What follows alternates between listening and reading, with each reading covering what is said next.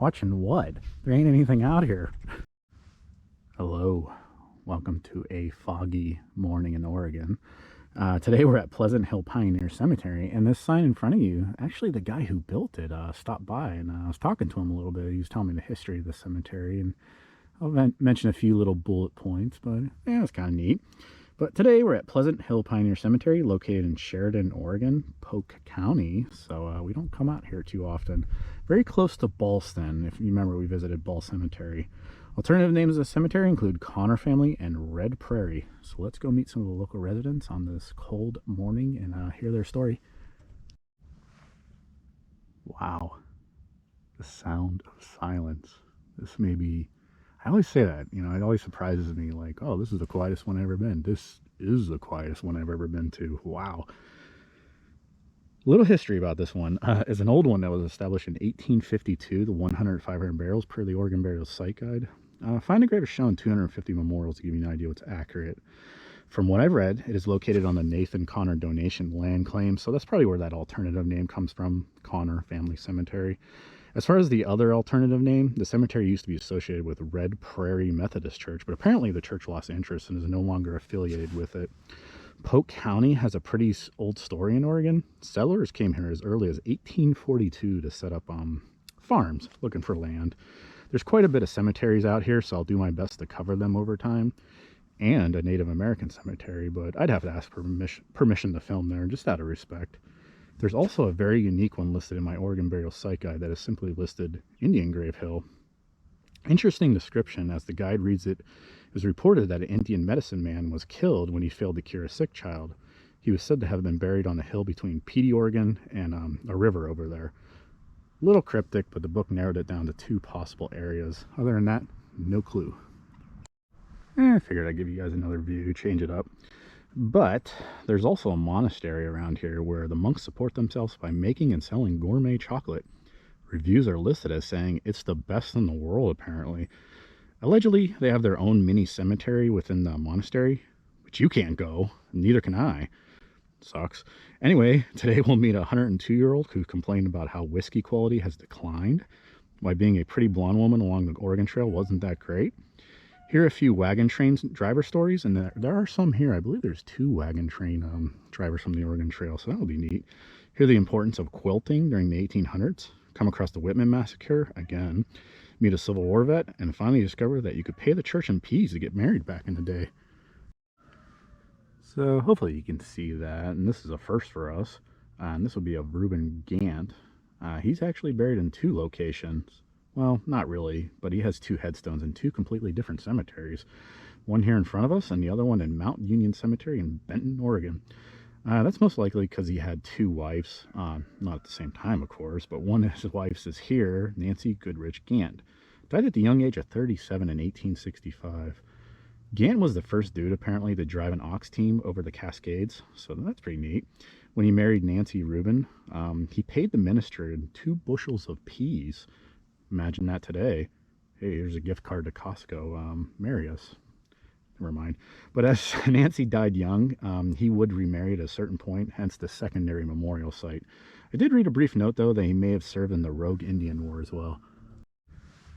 So I think I got the right headstone. Usually when you look into these 1800s cemeteries and trying to find names, like typically the women will have like 400 middle names, I swear to God. And it's just because they remarry, or they'll retain their maiden name. So you'll see like Catherine Ellis Graves, but you see a B in there, and I believe that's because she used to be married to John William Bewley. So I'm pretty sure I got the right headstone. So there is a lot of wagon train driver stories here at the cemetery. I've never seen so many. But anyways, Catherine's husband, John William Bewley, was one of the captains during the 1847 migration, so one of the earliest ones. You won't find John here, though. No, a very sad ending and sort of conflicting information.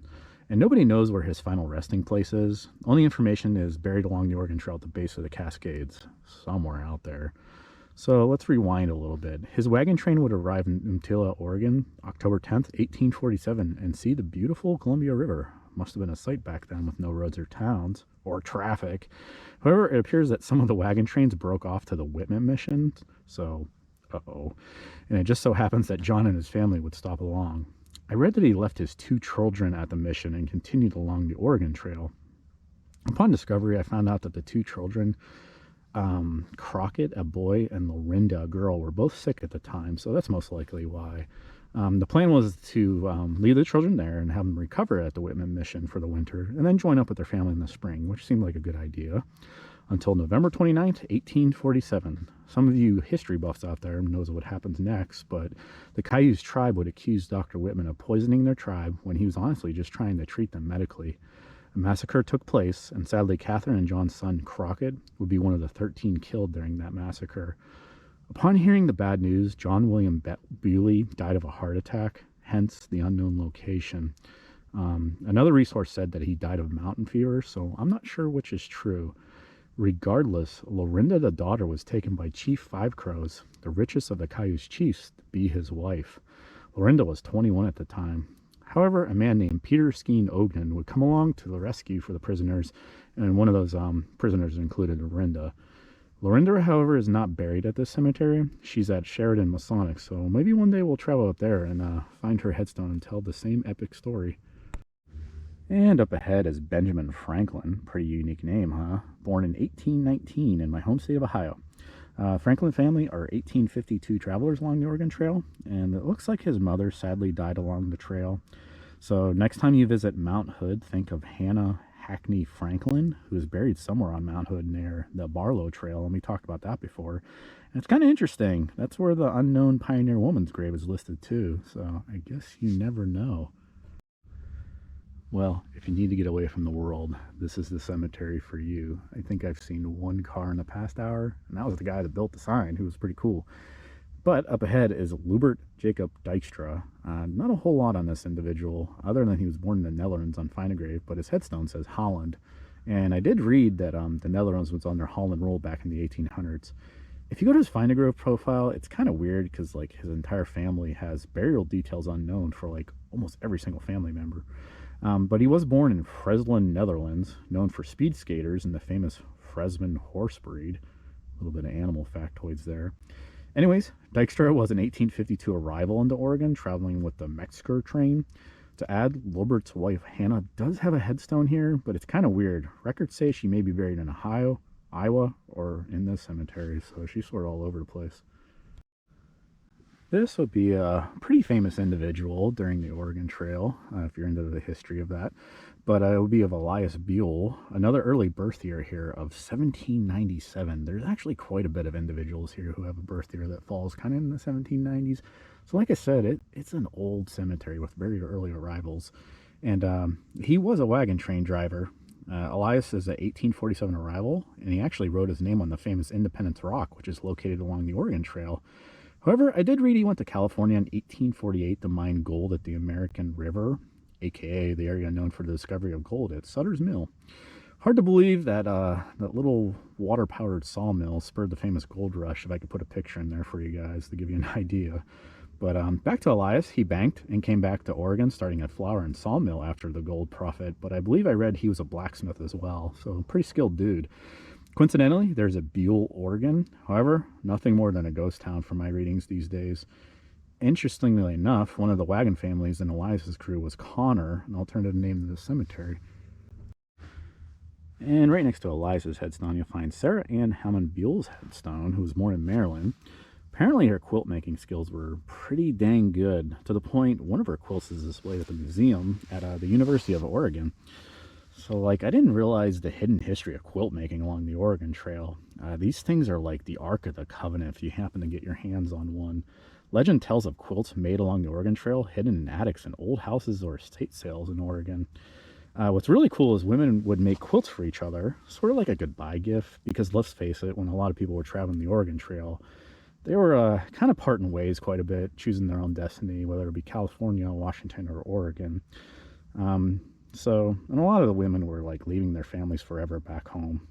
There wasn't email back then. So there's a quote from Lodissa Forzel, who traveled the Oregon Trail in 1852, who I couldn't track down, but I believe I read she went to California. She talks about traveling the Oregon Trail and seeing the many graves along the journey. She's quoted as saying, "Who does not recollect their first night when started on a long journey? The well-known voices of our friends still ringing in our ears. To parting kiss to warm upon our lips, and the last separating word, farewell, sinks deeply into the heart. And to quote, quilting was basically a skill women were taught in the 1800s, so it just came naturally as they got older. Plus, pretty big need, no matter if you were traveling the Oregon Trail or physically living in Oregon during the 1800s. So it was nice to have a warm quilt. To add, a lot of individuals who died along the trail were buried in quilts, sort of like a piece of the family will leave with their loved one, a way to honor them. And to add, a lot of those graves out there in the middle of nowhere until this day still wrapped in those same quilts. Probably never know where they're buried at, sadly. And here's the headstone of Rachel Mariah Connor Syron. Good Lord, that's a lot of names. But born in 1833 in New Philadelphia, Ohio, which was abandoned during the American Revolution, but was resettled in 1804 due to the coal discovery, and is home to the famous poet Esther Elson Carn, who wrote Snowflakes in 1900. Rachel arrived in Oregon in 1852, but unfortunately she died 6 months later at the age of 19. Took me a while, but I finally found the headstone of James Reed Syron. The individual is listed as having the earliest birth year in this cemetery as well. Born on Chatham Street in Manhattan, New York in 1790. Chatham Street back in the 1800s apparently was like a happening place, basically the Times Square of today. And sorry if the pic in the video looks awful. It was like super small. A lot of action there. Taverns, merchants, all kinds of dangerous fun. Coincidentally, he might be the longest living individual in this cemetery, I believe, dying at the age of 102.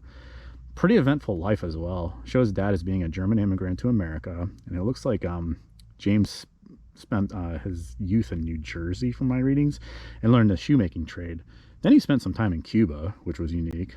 Also a veteran of the War of 1812, but sadly I couldn't find much information on that and what regiment. But I did see a note of him being a sailor. From there, he lived in Ohio, then in Iowa, and decided to make the trip to Oregon in 1852. Guessing from there, he lived out his days in Ballston. And if you remember, we visited Ball Cemetery a few months ago. Even though James lived until the age of 102, he was known to smoke and chew. Also was known as a whiskey lover. A lot of whiskey, apparently. And he was known for saying around 1890, though, the whiskey isn't as good as it used to be, and stopped drinking towards the end of his life. It took me a while to find Charles Murphy Howard, because the find a grave picture of his headstone was like pristine, and looks like it cracked at some point here. Not sure when the last time anyone's been here, but he is an 1864 arrival into Oregon. I can only find one paper on the Howard wagon train from 1864. It describes the family as being like huge but very tight. Won't go into specifics, but you get the idea. They originally lived in North Carolina, then moved to Tennessee, where Charles was born, but they would eventually end up in Iowa by 1853. Things were going great there. That's until the Civil War hit, and being the Howards were Southern sympathizers, they got harassed pretty heavily, though they did disagree with slavery. I guess during a town meeting, it was announced that the Confederates won a victory, and Charles over here goes, "Hurrah for Jeff Davis." For those that don't know, Jefferson Davis was the president of the Confederacy during the Civil War, so not a good idea at this meeting. Needless to say, the townsfolk awkwardly looked at him and started to charge him, but luckily for Charles, a lawyer was present, so no harm came to him. But the Howards would finally decide to leave Iowa for greater pastures in Oregon in 1864, as discussed. Charles dug up his money stashed buried in the pig pen at the time, so that's a good hiding place, actually. The Howard family voted unanimously that Charles would be the train driver. Pretty loaded train with 30 wagons and well armed for my readings. Even had a doctor in the crew. In their journals, they record seeing many graves along the Oregon Trail, most saying killed by Indians. Alrighty, continuing on with Charles's story, and I just wanted to give you another view of the headstone, so I don't bore you with the same view. But at one point, their train comes along another wagon train that was ahead of them at the time that had been attacked with quite a few dead. So they were on high alert at that time. They did eventually come across the Sioux Indians, and sort of a mini standoff took place, but no bullet fire happened. Mainly because Charles instructed everyone not to make the first move, like, let's play it safe. I guess the tribe becomes friendly and approaches the camp, saying they were interested in Nancy Howard, a pretty blonde riding a horse named John Bateman. Nancy was 14 at the time. After that, Charles instructed Nancy to stay in the wagon at all times out of view during the rest of the trip, for obvious reasons. But at the time, I guess the tribe like sits down in the camp and like starts making themselves a home, eating all the food. Howard sort of goes like, "What the hell, man?" And one of the Howard men talks to the chief and comments on their rude behavior. And the chief takes it to heart, and I guess they just get up and leave. However, mysteriously, one night, the cattle had broken away from their guards and a stampede took place. I guess people were like diving under wagons for cover, but they eventually got their cattle back. They were a little suspicious of the tribe, but it was never known if they had anything to do with it. The Howard train's initial destination was California, but I guess a lot of them started breaking off for Idaho, California, Washington, and Oregon at the same time. Charles and his wife, though, would settle in Sheridan and Gopher Valley, which apparently has 2 hidden cemeteries. Sadly, one resides on private property, that private property wall.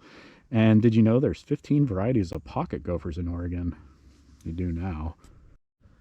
And apologies, I cannot find the headstone of this last individual, who is a Civil War veteran serving in Company C of the 1st Tennessee Cavalry Regiment. And that's kind of the unfortunate thing about cemetery exploration during this time of the year. There's just so many tree limbs down and leaves, XYZ, and it kind of covers the headstones, the flatter ones. But if another picture shows up in the vid, it is of the 1st Tennessee Cavalry Regiment. They took part in several important battles, such as the Battle of Franklin, known as one of the worst disasters for the Confederate Army, where 14 Confederate generals were killed or captured, the famous Atlanta Campaign, and the Battle of Nashville, which resulted as one of the biggest wins for the Union Army during the Civil War. But maybe we'll come across Thomas P. Grant's headstone during our tour. Alrighty, time for the tour, and I think it's going to be a fun one. It's up there on my list. You know, the guy that built that sign said that you can unlock this and sort of pull in here if you need some parking, because I parked over there, and he told me that people come ripping around this corner, so don't be stupid like me. I was just too lazy to move my truck, to be honest. Anywho, definitely got that old Oregon cemetery feel this morning. Hoping to visit more Polk County cemeteries. I'd say it's about an hour away, maybe a little bit over. But that's because I go in the mornings. And there's a little bit of traffic with school groups and stuff. And saw some interesting driving this morning. Everybody's in a hurry.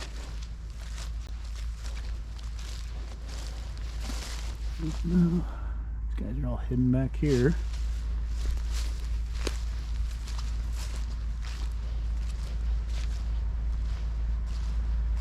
But not a whole lot going on out here for the most part. So we're quiet out in the middle of nowhere.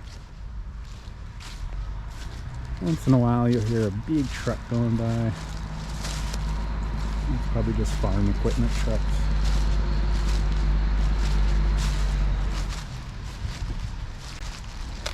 Ow. Tree branch. Myrtle. Myrtle. I don't know how to say that. It's an interesting last name. I don't think we've seen that yet.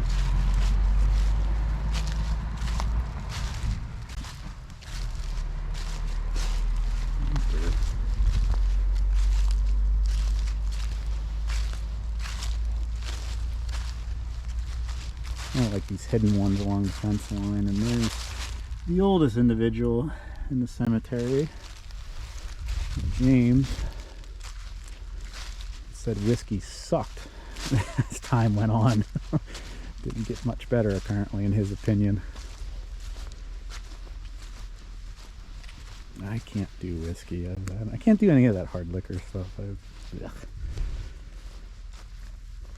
I've seen that last name quite a bit. Laughlin. No matter what cemetery we go to, I feel like we see that last name.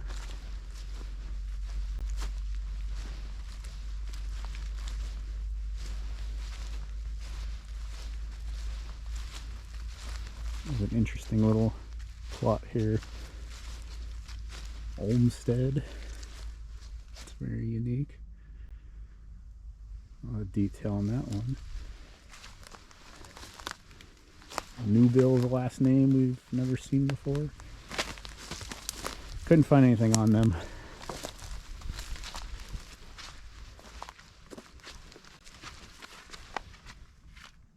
a lot of pretty headstones here, very unique.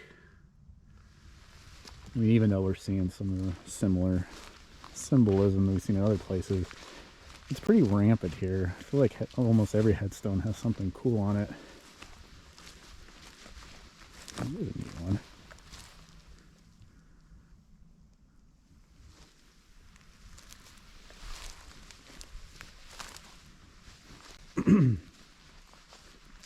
Like I said, not a sound.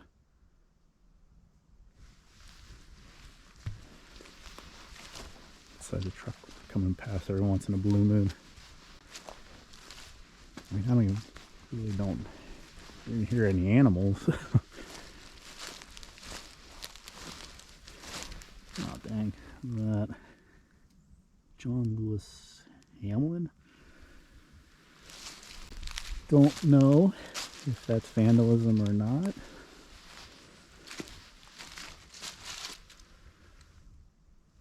More Buell. Buell's a popular last name.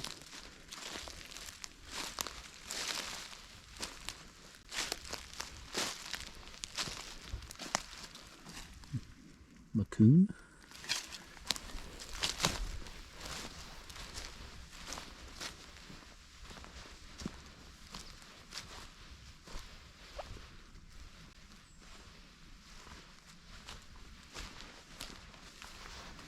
I think the gentleman that told me who built the sign, I could have sworn he said the owner of this cemetery lives in Korea, but doesn't want to sell the cemetery, if I remember right. Something along those lines. And I believe the original owners of the cemetery are like way back there. So I guess it just kept getting passed down and passed down.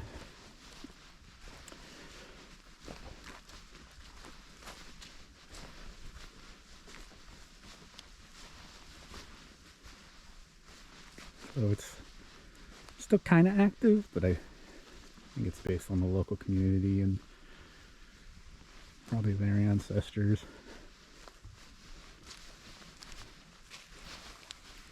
I'm trying to find a headstone to get to. Did see this. It was unique with the fingers pointing down. Wow, young, 21. Died young. Let's head this way. Keep reversing. Headstones.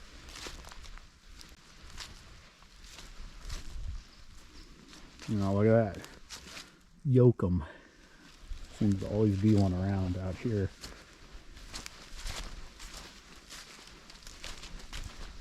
Let's go up here.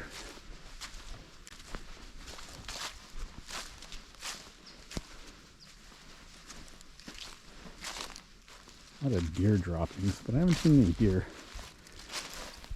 I just thought that headstone was unique. It kind of looks like a casket, doesn't it? I don't think I've ever seen that style. Picnic bench. Looks like it's ready to go. Here's Howard, we talked about. Sadly, his headstone busted.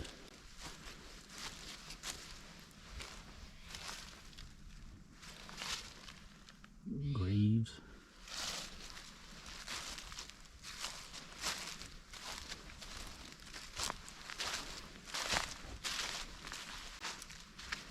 And here's a Civil War vet, 1st Oregon Infantry. Oh, Metzger. Now, I believe that was an Oregon Trail wagon train driver, that last name. So, like I said, a lot of good history here, a lot of wagon train driver history if you're into that. Trying to link that stuff together. I think we've rarely seen that.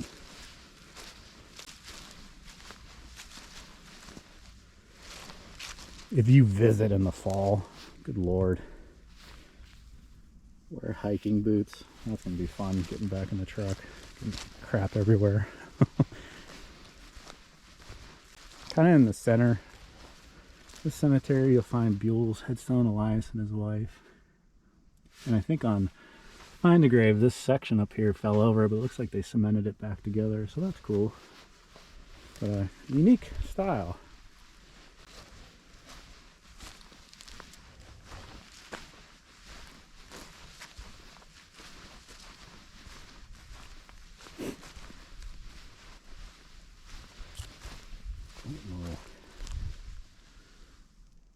It's like nothing written on this. Has to be a memorial, right? Oh, there is something written on there, but wow. Hopefully the camera improves that.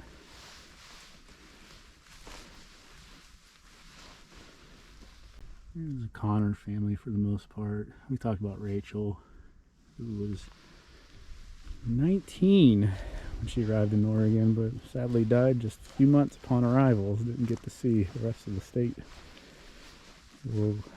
What happened. So it's a sad story.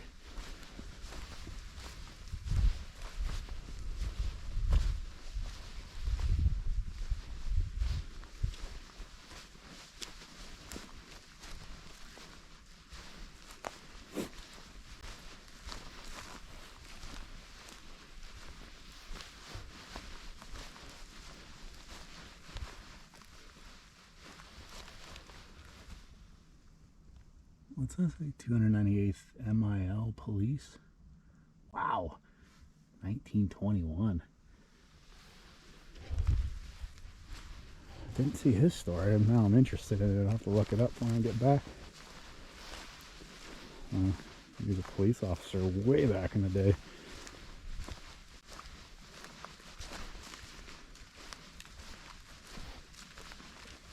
Some headstones along the road here. It's kind of spread out pretty uniquely. Oh, look, Spanish-American Wars. I didn't see that either.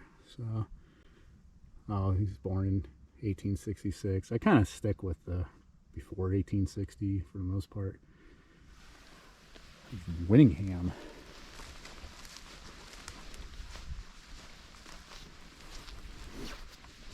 So quite the diversity here.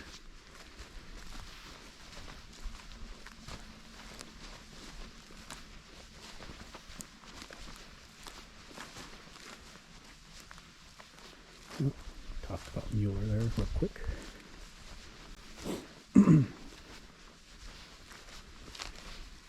Like I said, a little bit of everything here if you're into the symbolism stuff. You won't be disappointed. I'd have to say this is, headstone wise, is the prettiest, just because of what you find.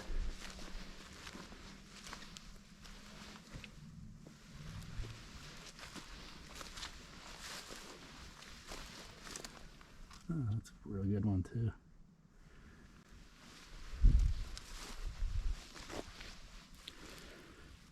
Bones. Oh, that's a good name to be buried in the cemetery, huh?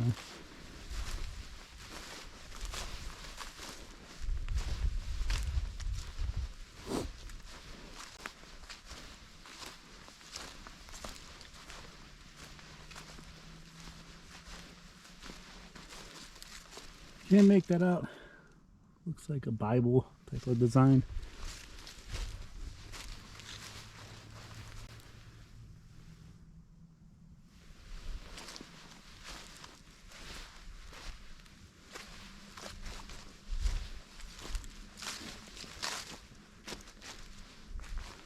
Somebody by themselves, way over here. Let's go see who they are. Maybe a lot of lichens and stuff filled up. Can't read it on my end. Maybe you guys can. I think I see Salings or something.